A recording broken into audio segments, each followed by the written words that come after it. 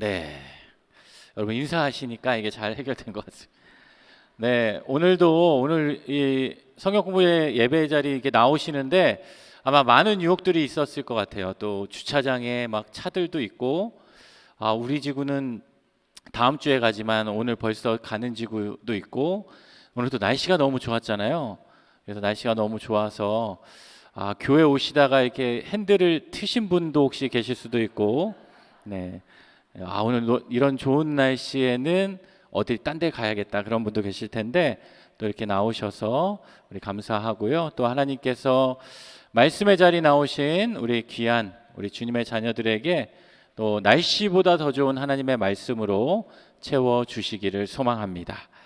여러분 잠깐 성경 공부하기 전에 광고 말씀드리면 앞으로 10분 안에 건물 안전 진단으로 한 여러 번의 소음이 발생할 수 있대요. 네, 혹시 저희가 또 성경 공부하고 있는데 뭐 이렇게 또 지붕이 열리고 또 뭐 중풍병자가 내려올 수도 있으니까 여러분 너무 놀라지 마시고 당황하지 마시고 네, 안전 진단을 하고 있다라는 거 네, 기억하시면 좋겠습니다. 네, 여러분 지난주에 또 이 야외 예배 신청을 잘 해주셔서 마감이 됐대요. 마감이 돼서 네, 지난주에 신청을 못하신 분들 또 혹시 나 이번 주까지 고민하고 결정하려고 했던 분들 있죠. 너무나도 아쉽지만 마감이 됐어요. 그렇지만 여러분 또 신청하시면 제가 한번 기도해보고 이 명단을 이렇게 딱 놓고 이분이 더 가고 싶은데 하나님 어떻게 할까요? 해서 그 이름을 들려주시는 분은 또 그렇게 갈 수 있도록 네.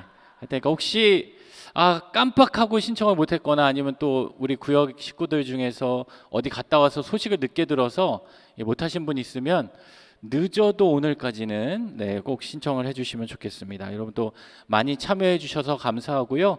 또 은혜로운 또 시간이 될 수 있도록 또 날씨와 환경과 또 이렇게 차를 타고 이렇게 왔다 갔다 해야 되니까 안전 위해서도 여러분 계속 기도해 주시면 좋겠고, 우리 또 성경 공부반 우리 임원분들이 또 우리 교구장님들 또 우리 성경 공부 반장님들 임원분들이 너무나도 이게 열심히 준비하고 계시니까요. 우리 또 뒤에 계시는데 우리 박수로 한번 우리 격려해 주셨으면 좋겠습니다. 네, 여러분 이렇게 박수 치시면 간식이 잘 안 나와요. 더 크게 네 박수. 네, 또 열심히 섬겨주셔서 감사합니다. 네, 오늘 또 우리 성경 공부를 이어갈 텐데 오늘은 8번째 시간입니다. 오늘 우리가 함께 공부할 말씀은 마가복음 우리 3장 10절부터인데요. 우리 지난 시간에 공부했던 것들 우리 한번 복습을 한번 해보겠습니다. 오늘은 매주 복습을 하지만 조금 다르게 복습을 해볼게요. 시험 보는 거 아니에요. 그래서 7번 수업을 했는데 이 장별로 제가 한번 요약을 해봤어요. 제가 1장, 2장 우리 한번 생각해보면 1장에서는 어떤 내용이 있었는가. 이 마가복음은 결국에는 종으로 오신 그 예수님에 대한 이야기예요. 섬김과 희생의 본을 보여주신 그 예수님께서 이 땅에 오실 때 하나님의 그 예수님의 존재는 하나님의 아들 예수 그리스도, 그리고 그 예수님의 오심이 바로 복음의 시작이다. 여러분 우리가 뭐 일생일벗도 있고 또 내가 전도해야 될 대상도 있고 또 우리 가족들도 있을 텐데요.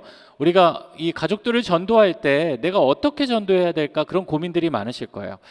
나는 이 말도 잘 못하겠고 또 이렇게 전할 용기도 없고 그래서 복음이 뭐지? 나는 이게 교리적으로도 잘 모르겠다. 그럴 때 여러분 이 말씀을 기억하시면 좋겠어요. 예수 그리스도의 복음의 시작이다. 하나님의 아들이신 예수님을 그냥 예수님의 이름으로 여러분 기도하고 그 예수님 때문에 내가 행복하고 그 예수님 때문에 내가 살아간다. 그 삶을 증거하는 게 바로 복음이고 그것이 바로 우리의 삶의 시작이 되어야 된다라는 거예요. 그 예수님께서 오심을 예언했던 사람이 바로 세례 요한이었고 그 세례 요한이 예수님께 세례를 주었고 예수님께서는 세례를 받으시고 성령에게 이끌려서 시험을 받으셨고 오셔서 갈릴리에서 복음을 전파하시고 또 제자들을 불러주셨다. 그리고 예수님께서 하셨던 세 가지 사역 기억하시죠? 어떤 거였죠? 가르치시고 전파하시고 병든 자들을 고치셨다. 그래서 이 세 가지 사역을 예수님께서 이루셨다. 이것이 바로 마가복음 1장이었고, 저희가 2장으로 넘어가면 이제 구체적인 예수님의 그 갈릴리에서의 사역의 모습들이 나타납니다. 그래서 처음으로 2장 1절 시작되면서 중풍병자의 그 병을 고치실 때 그 병 고침뿐만 아니라 그 죄 사함까지도 하나님께서 고치셨다. 이를 막 바리새인들과 이 종교 지도자들이 뭐라 그랬잖아요. 이거는 죄를 사하는 권세는 누구에게만 있다? 신에게만, 하나님에게만 있는데 내가 어찌 죄 사함을 했느냐? 그것은 신성모독과 같다라는 비판을 받기도 했고, 그 가운데서도 예수님께서는 제자 마태, 레위를 부르셨고, 그리고 우리가 지난 시간에 공부했던 것들 기억하시면 여러 가지 율법에 대한 논쟁을 하셨어요. 금식에 대한 논쟁도 있었고, 또 미리삭 따먹은 그 안식일에 대한 이 논쟁도 있었고, 3장으로 넘어가면서 안식일에 손 마른 자를 고치셨다. 우리 기억하시죠, 여러분? 기억하시죠? 그 손 마른 자를 고칠 때 안식일에 이 생명을 정말 살리는 일을 할 수 있는가라고 했을 때 율법에 의하면 제한된, 그러니까 생명이 정말 위급한 상황에 있는 그 사람들은 살릴 수 있었지만 그 이상은 안 됐다. 그래서 제가 벽돌 얘기도 했던 것 같아요. 벽돌이 이렇게 무너져서 깔린 사람들을 끄집어내서 고치는 것이 아니라 어떻게 한다고 그랬어요? 그 사람이 벽돌을 치워서 살아 있는지 확인하고, 네, 그게 율법을 지키는 그들의 모습이었다. 그리고 그러한 말씀 속에서 예수님을 따르는 자와 예수님을 죽이려는 소수가 있었는데 다수와 소수가 있었다. 따르는 자들이 많았고 죽이려는 소수가 있었음에도 불구하고 예수님은 결국에 십자가에 못 박히게 되는 그런 모습들. 오늘은요, 이 주황색으로 세워진 우리 공부들을 할 텐데, 우리 예수님께서 지금 이루시고 계시는 그 사역의 자리를 보면요, 이스라엘 지도가 있는데, 이스라엘 지도를 보면 가운데 맨 위에 있는 그 여기 넓은 이 갈릴리 바다 보이시죠? 요단강에서부터 흘러서 이 갈릴리 바다가 이렇게 쭉 흘러서 사해로 이어지는데, 지금 우리가 공부하고 있는 마가복음 1장, 2장, 3장은 주로 여기 위에 있는 이 갈릴리 바다를 중심으로, 갈릴리 바다 주로 이 북서쪽에 있는 그 가버나움이라는 곳에서 주로 예수님의 사역이 이루어지고 있다라는 거 여러분 위치적으로 기억하시면서 우리 10절 말씀을 같이 한번 읽어보겠습니다. 17페이지예요. 마가복음 3장 10절 같이 한번 읽어볼게요. 시작. 이는 많은 사람을 고치셨으므로 병으로 고생하는 자들이 예수를 만지고자 하여 몰려왔음이러라. 자, 예수님에 대한 소식을 듣고 병으로 고생하는 자들이 예수님을 만지려고, 왜? 만지면 나으니까, 만지면 낫는다는 그 소문이 있으니까 예수님의 신적인 능력을 기대하며 많은 사람들이 몰려들기 시작했다. 그런데 이 사람들의 마음 가운데는 물론 예수님을 메시아로 믿는 사람들도 있었을 수도 있지만 대다수는요, 예수님을 그냥 병 고치는 사람 그 정도로 생각했던 것 같아요. 그리고 그렇게 사람들이 몰려들었다라는 거예요. 공간적으로. 여러분 정말 이 표현은 어떻게 생각하시면 되냐면 정말 쓰나미와 같이 많은 사람들이 몰려들게 되었다라는 거예요. 또 11절 말씀 같이 한번 읽어보겠습니다. 더러운 귀신들도 어느 때든지 예수를 보면 그 앞에 엎드려 부르짖어 이르되 당신은 하나님의 아들이니이다 하니. 더러운 귀신들도 알았다라는 거예요. 예수님께서 누구이신지, 하나님의 아들이신지 그 더러운 귀신들도 알았다라는 거예요. 그러니까 여러분, 이 하나님의 아들 예수 그리스도의 복음의 시작이다. 이 복음의 말씀은 그 당시에는 거부할 수 없는 진리였다라는 거예요. 이 종교 지도자들이 그것을 거부하고 믿지 않고 핍박하고 정말 이 소수의 무리들을 선동해서 그것을 배타시키고 완전히 몰아내려고 해도 이 귀신들조차 거부할 수 없는 진리였다라는 거예요. 그럼에도 불구하고 이 귀신들이 왜 그것을 알고 있으면서도 왜 그들이 구원받지 못했을까? 그 이유는 그 예수님에 대한 지식이요, 단순한 지식으로만 머물러 있었기 때문이에요. 그러니까 성경을 공부하고 성경을 읽지만, 오늘날도 마찬가지예요. 하나님의 말씀을 읽고 하나님의 말씀을 공부하는 사람들도 있지만 그것을 하나의 지식으로만 아는 분들이 있는 거예요. 그냥 하나의 종교적인 서적으로, 그냥 좋은 말씀으로, 그 말씀을 들으면 참 마음이 평안하네 라고 생각하고 머무는 사람들이 있다라는 거예요. 그런데 여러분, 믿음은 그 지식에서 끝나면 자라지 않는 거예요. 믿음은 그 지식이, 그 하나님의 말씀이 내 마음 가운데 들어와서 내 마음을 움직이고 내 마음을 가득 채우고, 여러분 거기서 만족하고 끝이 아니라 그것이 구체적인 우리의 삶을 통해서 나타날 수 있어야 돼요. 그러니까 여러분, 이 사람이 참된 크리스찬이다, 이 사람이 참된 그리스도인이다 라는 증거는 어디에서 나냐면, 그 사람이 많은 지식을 알고 있고 많은 말씀을 듣고 있고 많은 예배를 참석하고, 그게 아니라 그 사람의 삶의 자리에서 나타나야 되는 거예요. 그러니까 여러분, 그리스도인들에게는 뭐가 풍겨져야 돼요? 그리스도의 향기가 풍겨져야 돼요. 향기가 풍겨져야 돼요. 그거는요, 여러분, 우리가 감추고 싶어도 감출 수 없는 그 향기가 나야 되는 거야.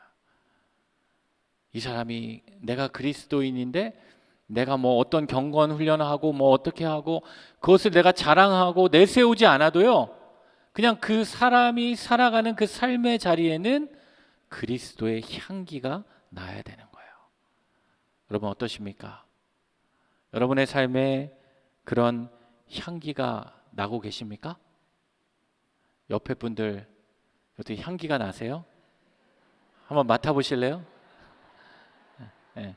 좋은 이 향수, 그런 향기가 나는 것이 아니라, 물론 그것도 풍기겠지만, 저 사람을 보면 예수님이 생각나야 되는 거예요. 저 사람을 보는데 가룟 유다가 생각나고, 저 사람을 보면 꼭 바리새인이 생각나고, 여러분 그게 아니라 저 사람을 보면 왠지 예수님의 모습이 떠오르는 사람이 돼야 되는 거예요. 우리 이 자리에 계시는 우리 모든 분들이, 여러분을 통해 다른 분들이 예수님을 생각하는 사람이 될 수 있기를 소망합니다. 여러분, 예수님께서 이 땅에 오셔서 너희는 빛과 소금이 되라 라고 말씀하셨잖아요. 그렇죠? 그렇게 말씀하셨어요? 네, 빛과 소금이다 라고 말씀하셨어요. 그러니까 우리가 빛이 되고 소금이 되어야 된다, 그게 아니라 우리의 존재 자체가 이미 빛과 소금이에요. 그런데 여러분, 그 소금의 역할 중에 하나가, 제가 예전에 어떤 책에서 봤는데 그 책을 그거 보면서 되게 공감을 했어요. 사람이 소금을 먹으면 어떻습니까? 소금을 먹으면, 너무 또 어렵게 생각하지 마시고, 소금 드시면 어때요? 짜잖아요. 짜면은 어떻게 돼요? 우리가 뭘 찾게 돼요? 물을 찾게 되잖아요. 여러분, 그게 소금의 중요한 기능 가운데 하나래요. 소금이 우리에게 주는 뭐 여러 가지 기능이 있지만, 뭐 맛을 내기도 하고 뭐 부패를 방지하기도 하고 여러 가지가 있겠지만, 소금의 기능 중에 하나 뭐냐면, 그 소금을 우리가 먹음으로 그 사람이 갈증을 느끼게 한다라는 거예요. 여러분, 사람이 갈증을 안 느끼면 어떻게 될까요? 이 탈수 현상이 와도 갈증을 못 느끼면 물을 안 마시게 되는 거야. 건강해지겠죠? 근데 우리 그리스도인들이 그 소금과 같은 존재니까, 그러니까 여러분이 속해 있는 그 공동체에서, 여러분이 속해 있는 그 자리에서 여러분으로 하여금 무엇을 느끼게 해야 돼요? 갈증을 느끼게 해야 돼요. 나로 인해서 거기 모임이 막 짜증을 느끼게 하는 게 아니라, 나로 인해서 거룩한 것에 대한 갈증을 느끼게 해야 돼요. 전 그걸 보면서 참 공감했어요. 크리스찬은 그런 사람이 돼야 된다. 내가 그 자리에 있어서 내가 예수 믿어라, 뭐 예수 교회 가자, 이렇게 굳이 말로 하지 않아도 나의 삶을 보고 믿지 않는 자들이 쟤는 참 다르네. 어떻게 하면 저렇게 살 수 있을까? 어떻게 하면 저렇게 할 수 있을까? 그런 갈증을 느끼는 사람이 되어야 된다. 그러니까 그것은 지식으로만 그 삶이 끝이면 그렇게 나지 않을 거예요. 제가 예전에 섬기던 교회에서 어떤 집사님과 이렇게 제자반을 했어요. 제자반을 하고 이 소그룹이었어요. 한 10명 정도 모여서 공부하는데 이제 각자가 교회에 나오게 된 동기를 이야기하는데 집사님은 어떻게 나오셨어요? 그랬더니 자기는 그 집사님이 이제 대학의 이 교수셨는데 자기가 이 섬기고 있는 그 학교에서 이 동료 교수님이 이 교회 오란 얘기는 안 했는데 크리스천인지도 몰랐대요. 근데 그 교수님이 이 한 5년 넘게 이렇게 같이 이 학교에서 같이 근무를 하면서 저 사람은 좀 뭔가 다르다.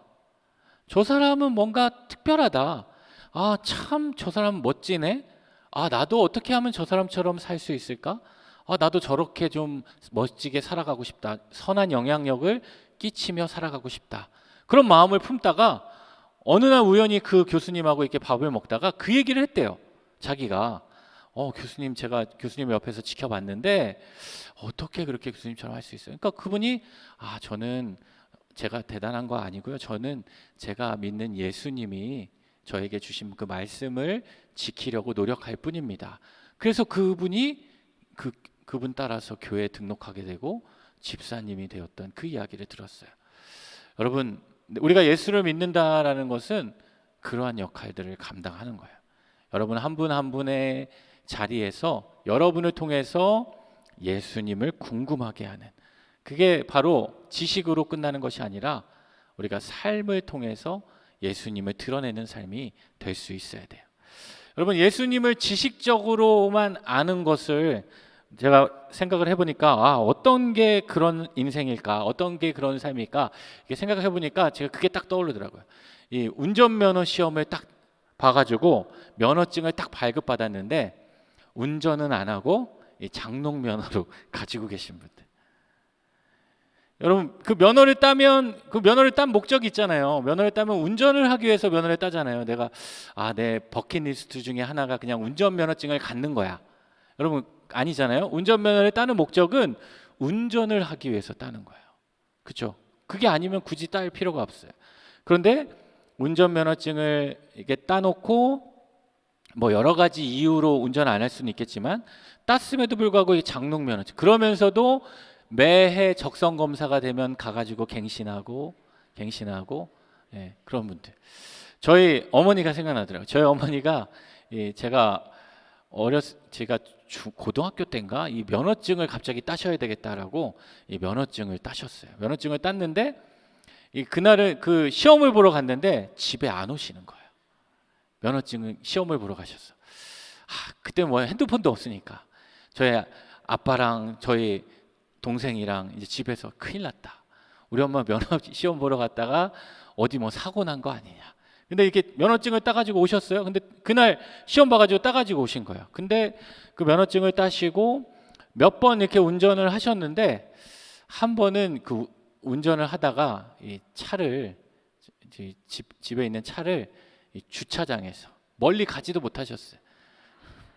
아파트 주차장에서 다행히 이 벽에 이렇게 딱 이렇게 또 했죠. 근데 그 차가 거의 한 보름이나 들어갔다 올 정도로, 저는 아직도 그 궁금해요. 어떻게 주차장에서 그 공간도 넓지 않은 주차장에서 어떻게 아파트 주차장에서 그렇게 됐을까? 하여튼 그거는 뭐 모르겠지만 그 이후로 운전 안 하시는 거예요. 운전 안 하시고 그 적성 검사 기간이 되면 또 계속 적성 검사를 하러 가셔요. 갱신을 하시고, 제가 최근에 들었어요. 이제 그래서 그 운전면허증을 따시고 이제 연세가 이제 70이 넘으시고 막 이러시니까 이제 본인이 고민하시다가, 여러분 그 반납하면은 그거 있잖아요. 뭐 이렇게 주시더라고요, 나라에서. 그래서 그거 받으시더니 되게 뿌듯해 하시는 모습을 봤는데, 여러분 우리에게 하나님께서 이 하나님의 말씀을 주신 것은 그 말씀을 내가 알고 지식으로 그냥 내 마음 가운데 두는 것이 아니라 그 말씀을 가지고 살아가도록 주님께서 주셨다라는. 그러니까 여러분 이렇게 성경 공부 자리도 중요한데 이렇게 성경 공부로만 끝나면 내 삶이 변하지 않아요. 여러분 경험해 보셨잖아요. 이 말씀을 들을 때는 아 그래 저 말씀이었어. 아 맞아 나도 저렇게 살아야 돼. 그래 내가 왜 그렇게 못했지? 말씀을 들을 때는 내 마음이 찔려요. 어떤 분은 막 너무 찔려서 아파. 매 시간마다 아파. 근데 이게 문을 나가면은 내가 언제 아팠지? 그게 아니라 여러분 그 찔린 그 마음을 가지고 내 삶에 실천하고 노력하고 살아가야 돼요. 그럴 때 우리의 삶이 변화가 되는, 그럴 때 우리의 삶에 그 향기가 나는 것입니다. 또 계속해서 한번 우리 말씀 보겠습니다. 12절 말씀, 예수께서 자기를 나타내지 말라고 많이 경고하시니라. 자, 예수님께서는 그러한 일들을 벌이시면서도 계속해서 자기를 알리지 말라라고, 나타내지 말라라고. 이 모습을 통해서 우리는 예수님께서는 이 슈퍼스타가 되기 위해서 오신 것이 아니라 하나님의 종으로 섬김과 희생을 위해서 오셨구나. 진정으로 자신을 드러내기 위한 삶이 아니라 하나님을 드러내기 위해서 오셨구나. 그래서 복음 전파 사역에 그 일 때문에 방해가 될 수 있잖아요. 많은 사람들이 예수님을 하나님의 아들로 그냥 알고 기대하고 오는 것보다는 병 고침 때문에 막 몰려들기 시작하니까 그 일로 인해서 사역에 방해가 되진 않을까 하는 마음에 예수님께서는 침묵으로 명령을 하십니다. 또 이어지는 13절 말씀 읽겠습니다. 또 산에 오르사 자기가 원하는 자들을 부르시니 나아온지라. 자, 예수님께서 어디에 오르셨다고요? 산에 오르셨다. 여러분 성경을 보면 특별히 이 예수님이 이 산에 많이 가시죠. 그 여기서 나오는 산은 예수님이 기도하러 가시던 산이었을 거예요.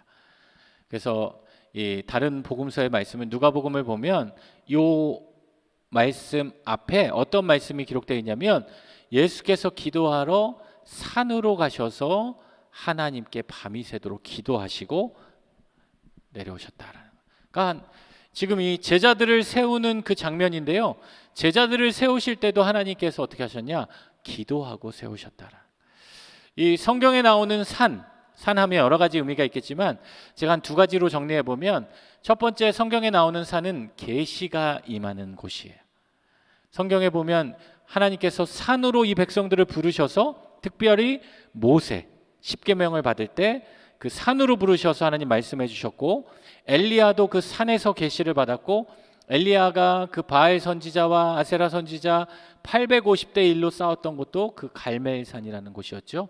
그리고 예수님께서 변형되셨던 그 변화산 또 그 산에서 계속해서 기도하셨고 또 여러분 잘 알고 있는 마태복음 5장부터 8장까지 예수님이 가르치신 그 산상수훈 그것도 바로 이 산에서 말씀하셨던 곳으로 성경에서 산은요 특별히 하나님의 계시가 임하는 장소예요.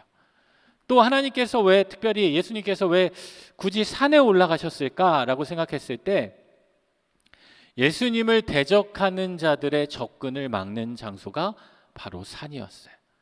그냥 평지에서도 할 수 있었지만 그곳에는요 그냥 아무나 다 있을 수 있었죠.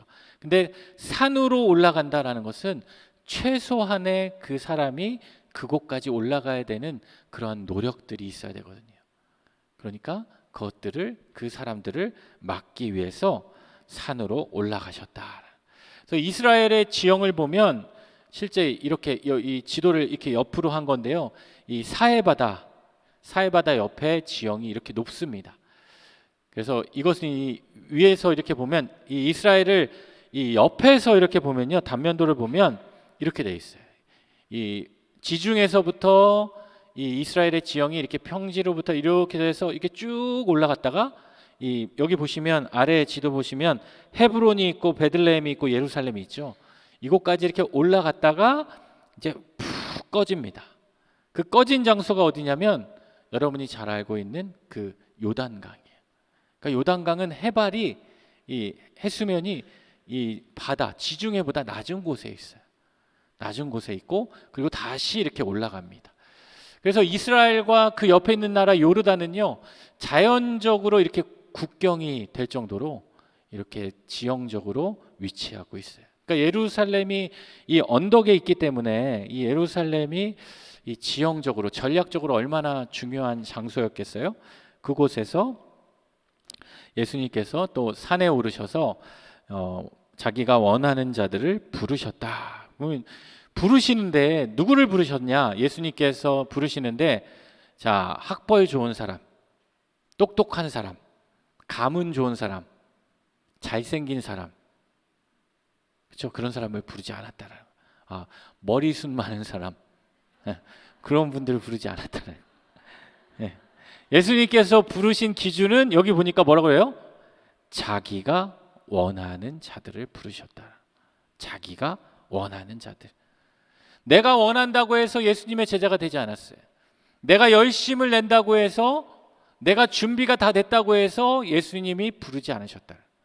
여러분, 전도해 보면 이런 대답을 많이 들으실 거예요. 이렇게 제가 기도하고 있는데 교회 같이 한번 가시죠? 네, 기다렸어요. 왜 이제 얘기해 주세요? 저 이번 주에 교회 갈게요. 여러분, 이런 분들 거의 없죠. 다 교회 신앙생활 하자 그러면 뭐라 그래요? 제가 지금 이번 올해까지는 좀 바빠서요. 내가 좀 뭘 좀 해야 돼서 아직 제가 마음의 준비가 안 돼서요. 뭐 어떻게 해서. 또 어떤 분은 제가 전도하려고 하는 분이 있었는데 그분은 그렇게 얘기하더라고요. 제가 죄가 많아서요. 그러니까 여러 가지 이유를 대고서 이해 안 하는데, 예수님께서 그 제자들을 부르실 때는요, 우리가 준비돼서 부르지 않으셨다라. 예수님께서 그 제자들을 부르실 때는 그 부르심의 주권은 누구에게 있냐? 예수님에게 있는 거예요. 자기가 원하는 자들을 부르셨다라. 하나님이 원해서 그 사람들을 부르셨다. 여러분, 이게 예수님을 따르는 자들의 정체성이에요.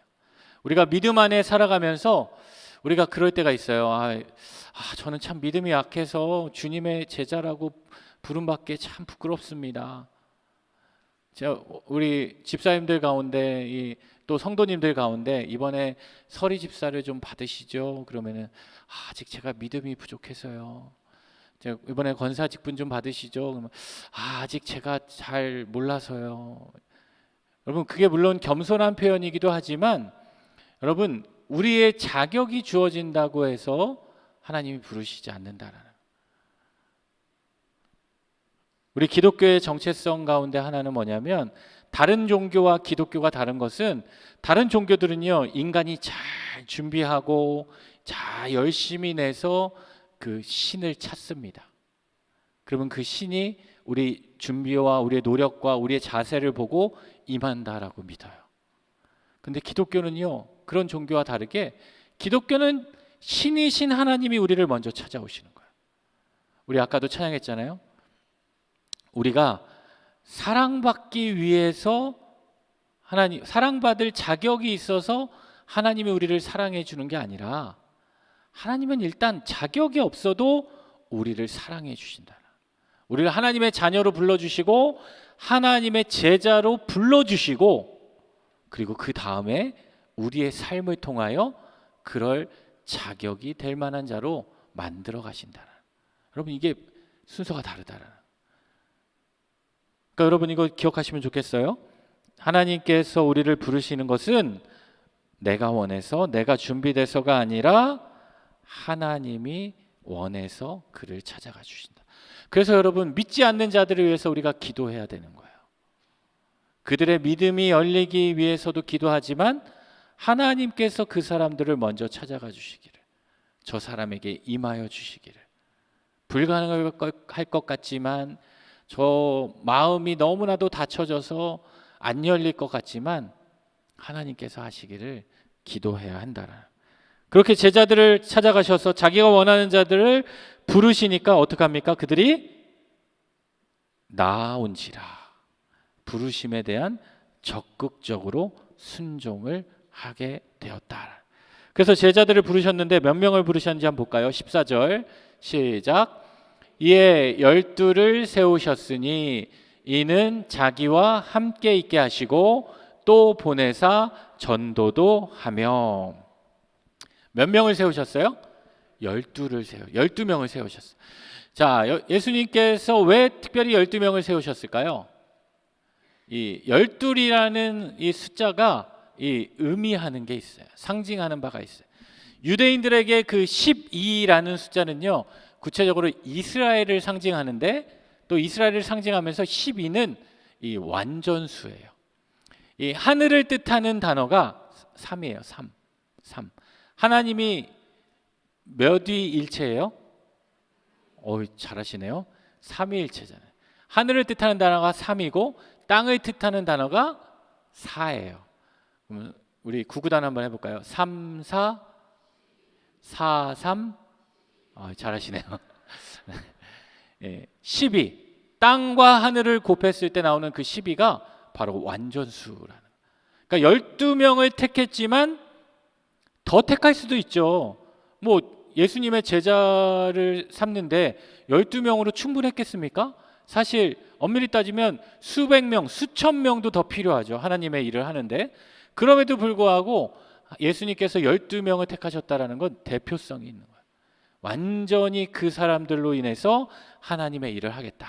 그래서 이스라엘의 이 10이라는 것은 결국 이스라엘을 상징하고 완전한 제자를 통해서 이 백성들을 하나님의 자녀로 삼아주시겠다. 그래서 이 12라는 것은 여러분 잘 알고 있죠. 이스라엘의 지파가 몇 개일까요? 12지파라고 하잖아요. 그 12지파는 누구의 아들일까요? 네? 야곱의 아들이에요. 야곱의. 여러분 이 야곱의 족보를 보면 야곱이 레아와 실바와 빌하와 라헬을 통해서 이 아들들을 낳잖아요. 특별히 요셉의 아들 에브라임과 므낫세까지 해서 12지파를 이렇게 낳아서 이 12지파는요 이스라엘의 모든 것의 중심이에요.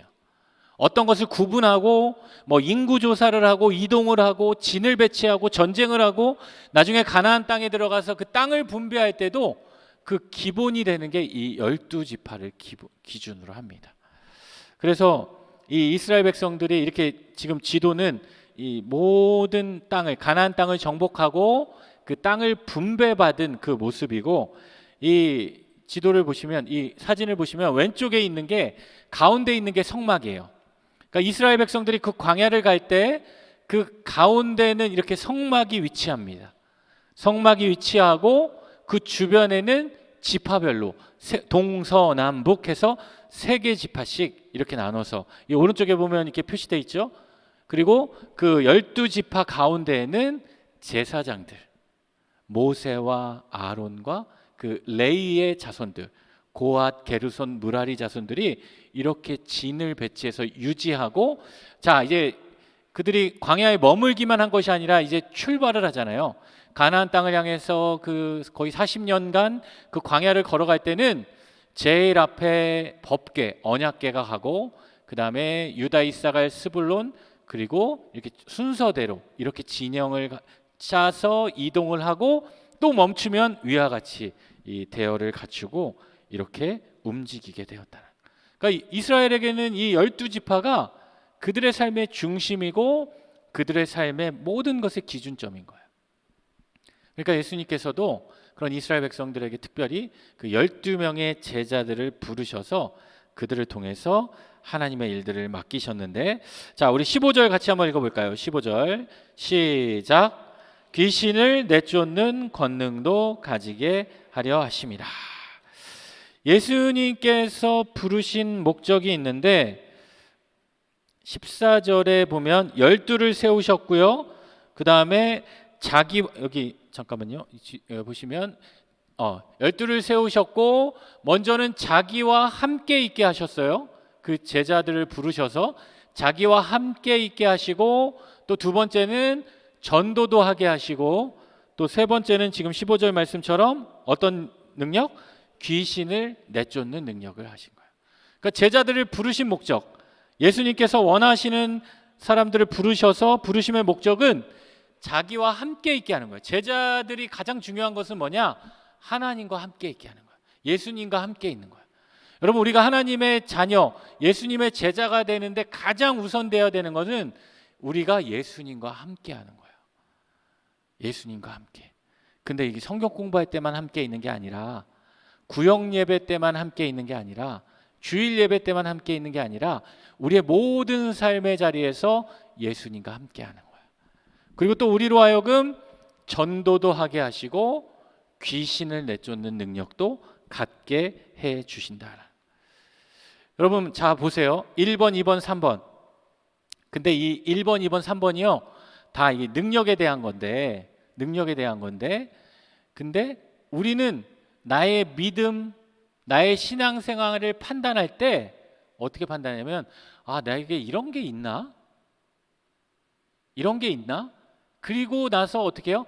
아, 내가 믿음이 약하구나, 믿음이 있구나 없구나 판단한다라는 거. 나에게 이런 능력이 없는데, 나에게 이런 믿음이 없는데. 근데 여러분 아까 그 말씀 기억하시죠? 예수님께서는 제자들을 부르실 때 이런 자격이 있어서 부른 것이 아니라 일단 자기가 원하는 자들을 부르시고 그들에게 이 능력을 주셨다는 거예요. 여러분 그걸 기억하셔야 돼요. 나에게 그런 능력이 갖추어져서 내가 하나님의 자녀가 된 게 아니라요. 어떻게 보면요, 그런 능력이 있기 때문에 내가 하나님이 나를 부르셨다라고 생각하시는 분들은 예수님의 그 100% 은혜를 믿지 못하는 자라고 할 수 있어요. 그러니까 그 하나님이 나를 찾아오셔서 나를 구원해 주신 게 100% 하나님의 은혜임에도 불구하고 거기에 내 공로가 들어가면 여러분 그 복음은 진짜 복음이라고 할 수 없는 거예요. 복음이 진짜인 복음인 이유는 하나님께서 주신 선물이기 때문에. 여러분 기독교가 다른 종교와 다른 게 그거잖아요. 우리의 복음은 값없이 하나님께서 이 세상에서 가장 값진 그 복음을 우리에게 값없이 은혜로 주셨다라는 거예요. 자, 그런 하나님의 은혜가 자격 없지만 우리에게 하나님의 은혜로 부어 주셨다는 거예요. 여러분도 하나님께서 여러분의 그 하나님의 자녀로 부르시고 삼아 주셨어요. 그리고 여러분을 성도로 세우시고 집사로 세우시고 권사로 세우시고 또 여러분의 마음 가운데 그 예수님의 제자로 세우셨다라는 그 세우신 목적은 무엇이냐? 여러분으로 하여금 자기와 함께 예수님과 함께 있게 하고 여러분의 입술을 통해 삶을 통해 전도하게 하시고 귀신을 내쫓는 권능. 여러분 귀신 내쫓는 권능이라고 해서 여러분 그 뭐 축기 사역 이렇게만 생각하지 마시고요. 마태복음에 보면 이 말씀을 또 어떻게 기록되어 있냐면 모든 병과 모든 약한 것을 고치는 권능이라고 표현하는 거예요. 그러니까 우리의 삶에 연약하고 부족한 그런 권능을 예수님께서 우리에게 주신다라는. 여러분 사도행전 1장 8절 말씀 기억하십니까? 외우십니까? 사도행전 1장 8절. 오직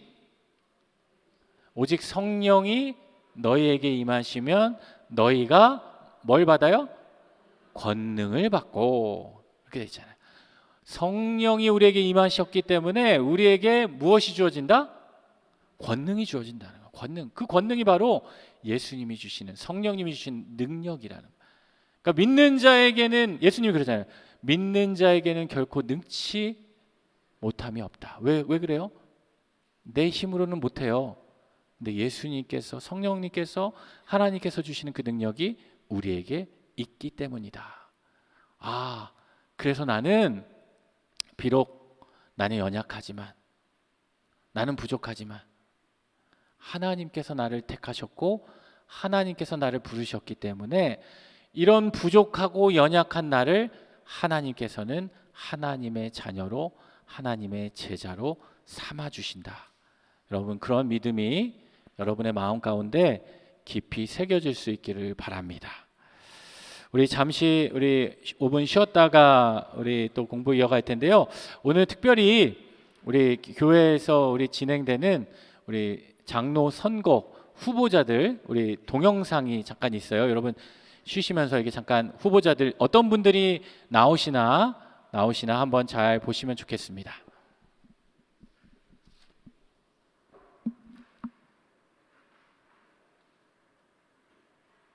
지금 12명을 언제 세울까?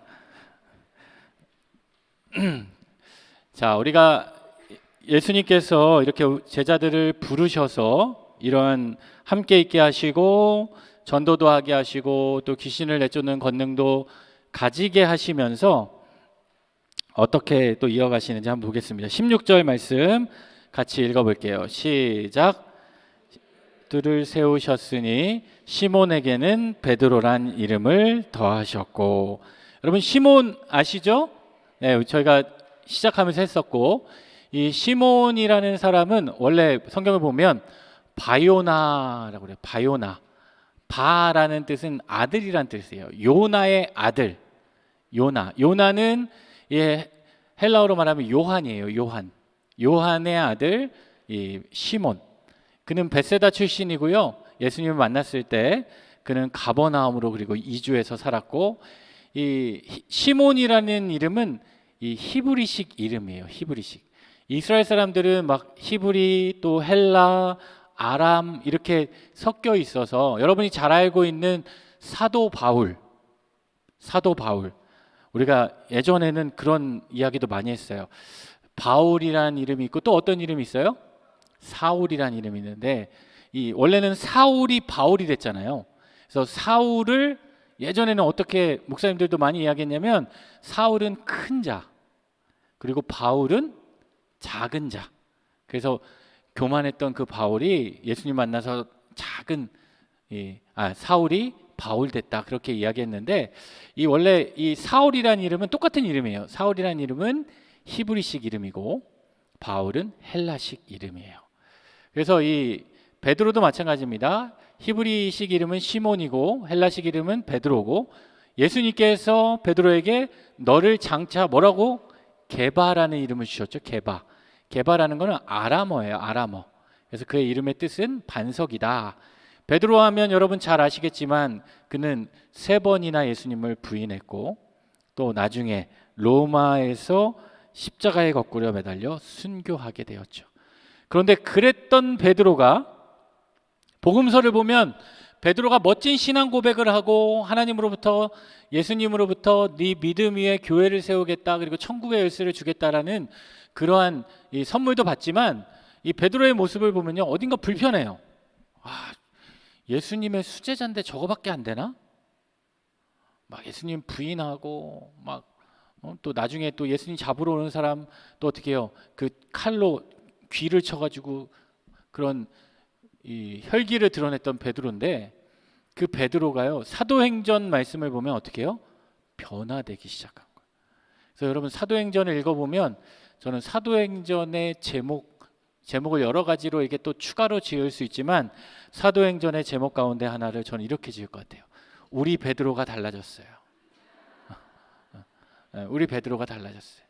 그 사도행전을 보면 베드로가 복음을 증거하는 거예요. 많은 사람들이 찾아오는데 옛날 같으면 도망치고 부인하고 또 떠나버렸을 텐데 그 앞에서 담대히 선포하고 말씀을 증거하니까 베드로가 한번 전하면요 몇 명이 예수님께로 돌아왔냐? 사도행전을 보니까 3,000명이 예수님께로 돌아왔다라는 거예요. 30명이 아니라 300명이 아니라 그 정도로 이 예수님의 놀라운 일들을 감당했던 사람이 바로 베드로였다. 여러분 잘 아시니까 베드로 넘어가고요. 17절 같이 한번 읽어볼게요. 시작. 아들 야고보와 야고보의 형제 요한이니 이 둘에게는 보아너게 곧 우레의 아들이란 이름을 더하셨으며. 여기 나오는 2명도 우리가 잘 아는 사람이에요. 세베대의 2 아들 야고보와 요한. 여러분 야고보와 요한 세베대의 2 아들. 이 세베대의 아내 이름은 살로메라는 여인인데 여러분 성경을 보면 최초의 치맛바람의 원조라고 할 수 있죠. 예수님 찾아와서 뭐라 그래요? 하나는 우편에 하나는 좌편에 이렇게 달라고 했던, 근데 그 모습을 보고 많은 제자들이 어떻게 했다? 분이 여겼다. 왜 분이 여겼어요? 어떻게 저럴 수 있지? 하면서 또 마음 가운데 우리 엄마는 도대체 어디가 있는 거야? 이러다가 좋은 자리 다 뺏기겠네. 그런 마음들이 있었다라는 거예요. 그 자녀들이 바로 야고보와 요한인데 우리가 야고보도 지난 시간 살펴봤어요. 야고보는 원래 야곱이죠. 야곱. 히브리식 표현으로 야곱의 헬라식 이름이 야고보. 여러분 스페인 요한에 가면 지난번에 한번 말씀드렸죠. 산티아고. 그게 바로 이 야고보죠. 야고보는 헤롯 아그리파 1세에 의해서 순교를 당하게 됩니다. 그러니까 예수님의 제자 중에 제일 처음 순교를 당한 거예요. 근데 여러분 되게 생각해 보면 이 야고보와 요한의 엄마가 와가지고 어떻게 예수님한테 요청했어요? 우리 자녀 둘을, 아들 둘을 하나는 우편에 좌편에 앉게 해달라고 했잖아요. 근데 이 야고보가 제일 먼저 순교했거든요. 순교해서 어디 있겠어요? 예? 천국에 가요. 천국에. 예수님 우편에 예수님과 함께 있는 거예요. 그 요청대로. 근데 그 엄마의 뜻대로가 아니라 하나님의 뜻대로. 그래서 이걸 제가 이렇게 딱 보면서 순간 무섭다는 생각이 들더라고요. 하나님께서 또 이렇게 다 역사하시는구나. 그런 모습을. 제자들 중에 최초의 순교자였다. 그게 바로 야고보였다. 그리고 야고보의 형제 요한은 여러분 잘 아시는 사도 요한이죠. 세례 요한이 아니라 사도 요한. 요한복음을 쓰고 요한 1서, 요한 2서, 요한 3서, 요한 계시록을 쓴 이 요한. 요한이란 이름의 뜻은 여호와는 은혜로우시다라는 뜻이 있어요. 그래서 나중에는 반모섬에 유배되었고 예수님의 어머니 마리아를 예수님이 십자가상에서 마지막에 부탁하잖아요. 보라 내 어머니라. 그래서 요한이 그 이야기를 듣고 그 마리아를 끝까지 모셨던. 그래서 여러분 성지순례 가시면 요번에 다녀오신 분들도 계실 텐데 강남로에서 그 튀르키예 에베소에 가면 이 마리아 기념교회가 있어요. 그리고 이 예수님의 어머니가 그 요한이 그 반모섬에 가서 유배되었을 때 또 그 에베소에서 마지막을 보낼 때 함께 지냈던 그 마리아의 집이 그 에베소에 있습니다. 그래서 이들의 특징은 뭐라고 그래요? 보아너게라는 별명을 가졌다는 거예요. 보아너게는 우레의 아들, 이 번개의 아들. 왜 이런 이름이 붙여졌냐? 우레처럼 쉴 새 없이 시끄럽게 하는 아들들이다. 그러니까 이들의 성격을 알 수 있어요. 과격한 거예요. 급한 거예요. 여러분 누가 그랬어요? 그 어머니가 그랬잖아요. 살로메가. 급한 거예요. 그러니까 예수님을 찾아가 가지고 이렇게 한 거죠. 근데 이런 모습을 보면 이 부모의 그런 성격과 그런 것들이 자녀에게도 어떻게 해요? 그대로 가는 것을 알 수 있죠. 저도 저희 아이들을 보면 가끔 깜짝 놀랍니다. 아니 저걸 가르쳐 주지도 않았는데 어떻게 저러고 있지? 제가 저희 아내한테 잘 혼나지 않는데 혼나는 이유 중에 하나가 뭐냐면 침대에 누워서 이 과자를 먹는 거예요. 여러분 막 생각만 해도 힐링이 되지 않습니까? 이게 누워가지고 과자를 먹으면서 이 다리를 약간 꼬고 과자를 먹으면서 이렇게 TV를 보는 게 제가 되게 좋아하는 쉬는 자세인데 저 아내는 그 싫어하는 거예요. 제가 허리가 안 좋은데 일단 다리 꼬는 거 허리 안 좋은 사람이 안 좋고 또 침대에서 과자 먹으면 다 흘리죠. 또 그 먹으면은 또 소화도 안 되죠. 또 과자 자체가 안 좋죠. 안 좋은 걸 다 하는 거죠. 근데 어느 날 갔더니 저희 딸이 그러고 있더라고요. 그래서 보배야, 너 침대에서 과자 먹으면 안 돼. 다 흘려 그랬더니 저희 딸이 한마디에서 제가 아무 말도 못했어요. 아빠도 그러잖아요. 이렇게 다 이게 보고 배우는 거죠. 이 야고보와 요한도 그랬던 것 같아요. 그 어머니의 영향을 받았던 것 같고 과격하고 급한 성격. 누가복음 9장에 보면 복음을 받아들이지 않는 자들을 향해서 예수님에게 뭐라고 얘기하냐면 여기 기록해뒀죠. 주여 우리가 불을 명하여 하늘로부터 내려 저들을 멸하라 하기를 원하시나이까. 그러니까 급한 거예요. 베드로도 급하다고 했지만 이 세베대의 두 아들 야고보와 요한도 만만치 않았다. 그리고 또 한 명 18절 같이 읽어볼까요? 시작. 또 안드레와 빌립과 바돌로메와 마테와 도마와 알페오의 아들 야고보와 및 다데오와 가나나인 시몬이며. 여기 먼저 안드레라는 사람이 등장합니다. 베드로의 형제죠. 베드로의 형제고 남성적이고 용감한 남자라는 의미를 지니고 있어요. 이 안드레도 원래는 세례 요한의 제자였습니다. 그랬다가 세례 요한의 제자였다가 예수님을 만나고 예수님의 제자가 되었어요. 그래서 그리스도화가 아니라 그리스와 러시아 지역에 복음을 전파하는, 그래서 나무에 매달려 순교하게 되죠. 그래서 여러분 그 러시아 문학에 보면요, 이 안드레라는 이름이 많이 등장해요.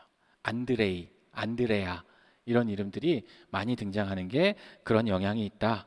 또 제자 빌립이라는 사람이 있죠. 여러분 필립, 이 빌립은 마찬가지로 어부였어요. 이 빌립의 이름의 뜻은 말을 사랑하는 사람. 근데 그 말이 이렇게 말하는 말이 아니라 그 달리는 말을 사랑하는 사람. 그 당시에 말을 타고 전쟁에서 이 용맹스럽게 싸우는 자들에게 주는 이름 가운데 하나가 빌립이라는 이름이 있어요. 이 빌립은 그 두 딸과 함께 이 히에라볼리에서 순교했다라고 전해지는데, 여러분 히에라볼리 가보신 분 계십니까? 히에라볼리 어딘 줄 아세요? 히에라볼리? 근데 다 이렇게 대답하시는데 가보신 분 계셔요. 여러분 그 터키 여행 가보신 분 계시죠? 터키 여행을 가면, 튀르키예 여행을 가면 빠지지 않고 방문하는 곳이 있어요. 아까 히에라볼리 다 안 가보셨다고 했는데, 근데 튀르키예는 가보셨죠? 가보신 분들 한번 생각해 보세요. 내가 여기 가봤나? 히에라볼리가 어디냐면 그 튀르키예에서 유명한 파묵갈레 아시죠? 파묵갈레는 가보셨죠? 거기가 히에라볼리예요. 파묵갈레 가보시면 거기 막 이렇게 멋있는 이게 있잖아요. 그 파묵갈레 그 뒤에 원형극장도 있고 그 뒤에 바로 이 빌립의 무덤이 있어요. 아마 가보셨는데 여기까지는 안 가보셔서 몰랐을 수도 있고, 파묵갈레는 아는데 히에라볼리는 모르겠다. 그러면 누군가 이야기하시면 히에라볼리가 거기구나 라고 기억하시면 될 것 같아요. 그래서 빌립은 거기까지 가서 복음을 증거하다가 순교한 사람이고, 또 누가 등장합니까? 바돌로메라는 사람이 등장해요. 바돌로메. 아까 바가 뭐라 그랬어요? 바 요나 아들이라고 그랬죠? 돌로메의 아들이라는 거예요. 돌로메의 아들. 그 바돌로메는요 갈릴리 가나 출신이고, 가나 아시죠? 가나의 혼인잔치 기적이 있던, 그리고 그곳에서 있던 사람 가운데 나다나엘이라는 사람이 있어요. 여러분 아시죠? 나다나엘. 그래서 이 학자들이 이 바돌로메가 아마 그 나다나엘일 것이다. 그래서 인도와 이방 땅에서 순교하게 되죠. 그래서 인도에서 사역하는 많은 분들, 그 뭐 세례명이나 그런 사람이 바돌로메라는 이름이 또 실제로 많이 있어요. 또 누가 등장하냐? 마태라는 사람이 등장하죠. 예수님의 제자 마태. 우리 마가복음에는 마태라고 안 나오고 세리 레위라고 나오죠. 레위. 같은 이 마태는 헬라식 표현이고 레위는 히브리식 표현이에요. 그 의미는 하나님의 선물이다. 이 사람은 이 세금을 받아서 로마에 바치고 나머지를 자기가 챙겨가는 사람인데, 그렇다 보니까 이 친로마주의자였어요. 이 마태는 에디오피아까지 복음을 증거하다가 순교했다라고 하고요. 또 이어지는 사람이 누구냐? 도마예요. 도마. 여러분 도마 아시죠? 의심 많은 도마. 의심 많은. 근데 제가 만약에 도마라고 하면 천국에서 되게 억울할 것 같아. 의심 많은 게 아니라 사실 솔직한 거죠. 솔직한 거죠. 저 같으면 도마 같은 마음도 있지만 그 말을 못해. 의심하면서도 믿죠 하지만 마음 가운데는 나 거기 손 넣어봐야지 하는데. 근데 도마는 솔직한 사람이었던 것 같아요. 겸손하고, 모르면 모른다라고 하고, 안 믿기면 안 믿긴다라고 하고, 자신의 무지를 공개적으로 고백할 수 있는 그런 사람이 이 도마인데, 이 디두모라는 아람어로 이 이름이 있어요. 디두모는 쌍둥이라는 이름이죠. 그래서 이 도마는 인도에서 이 순교를 했습니다. 그래서 외경 가운데 저희가 지난 시간에 공부했잖아요.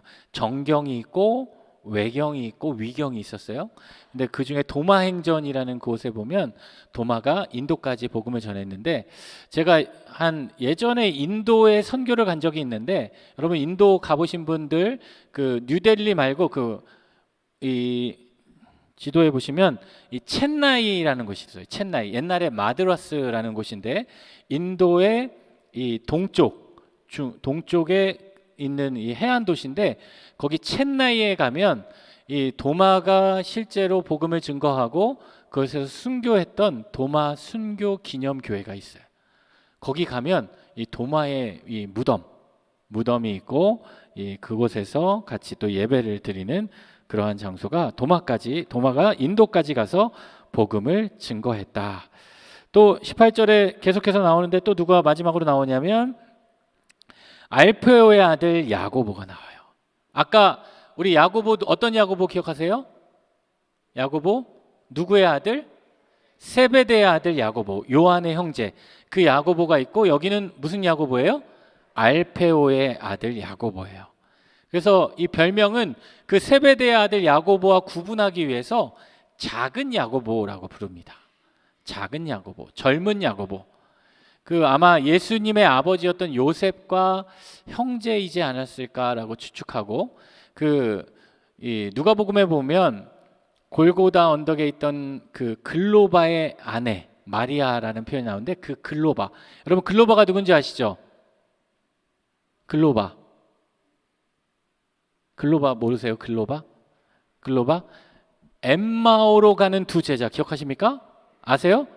예수님의 부활 소식을 듣고 믿지 못하는 거예요. 자신들이 직접 만나지 못했으니까. 그래서 엠마오로 돌아가는 그 길에 예수님이 함께 했음에도 불구하고 깨닫지 못했던 그 제자 중에 한 명이 글로바잖아요. 진짜예요. 네. 여러분 지금 표정이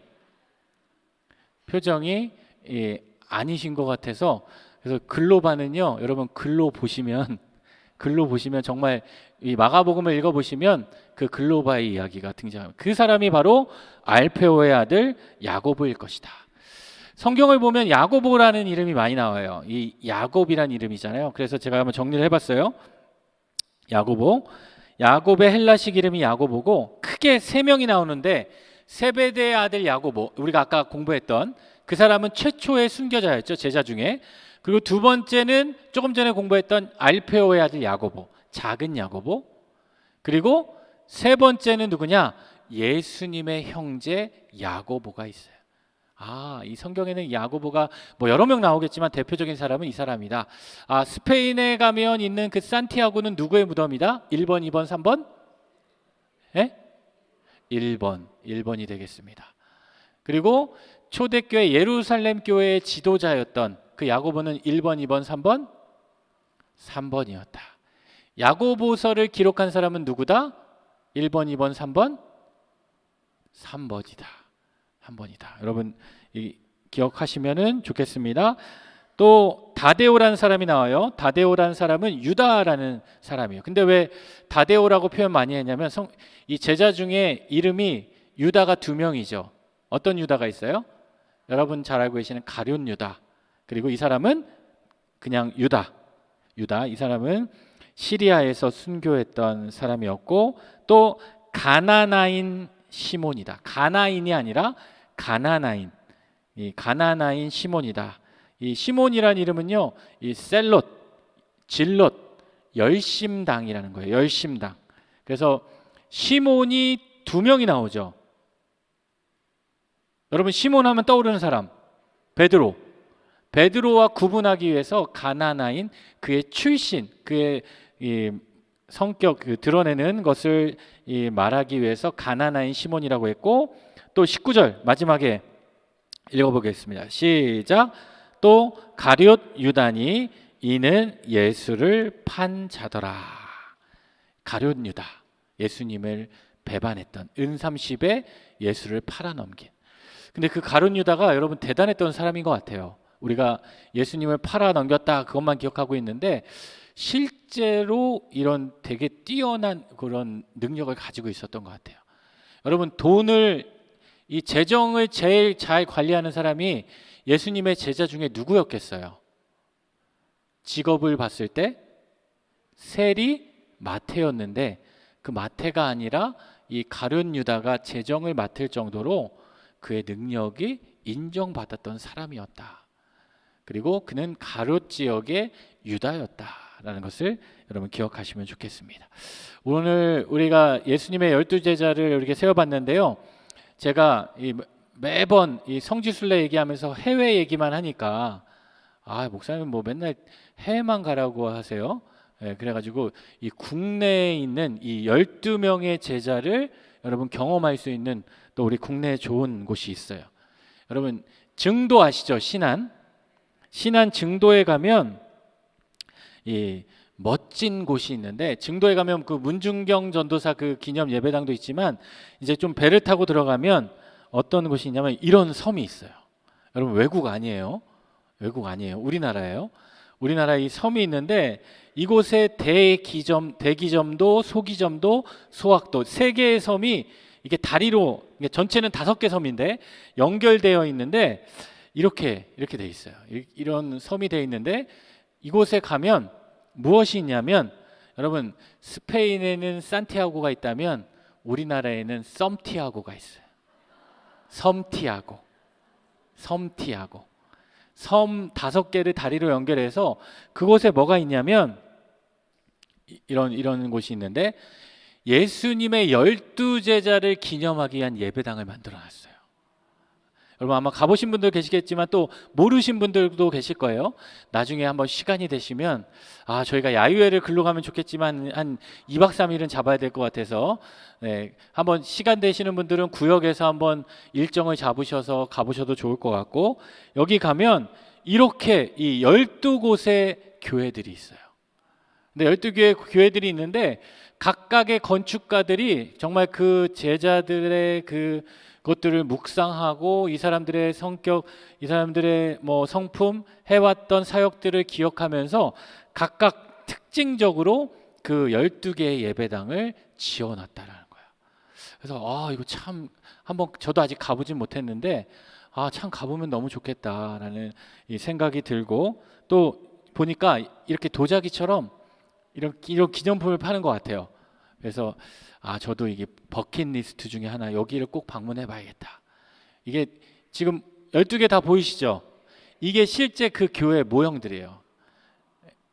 그 모형들을 맨 왼쪽에 있는 게 베드로 예배당인 것 같고, 맨 오른쪽 아래에 있는 게 가롯 유다 예배당인 것 같고, 이게 뾰족하게 돼 있는 거. 그래서 그런 예배당을 이렇게 지어 놓은 것 같습니다. 실제 예배당이고 그 안에 들어가면 기도도 할 수 있고 예배도 드릴 수 있는, 이게 크진 않지만 그런 공간을 만들어서 이렇게 참 묵상할 수 있게 해놨구나.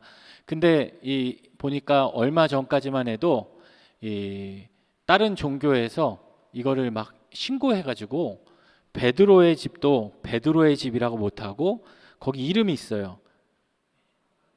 뭐라고 돼 있어요? 건강의 집.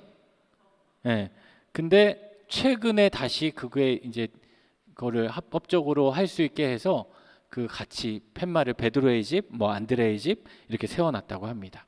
여러분 시간 되실 때는 한번 가셔서 12사도들의 또 그 예배당도 걸어보시고 또 같이 묵상하시고 그런 은혜도 느껴볼 수 있으면 좋을 것 같습니다.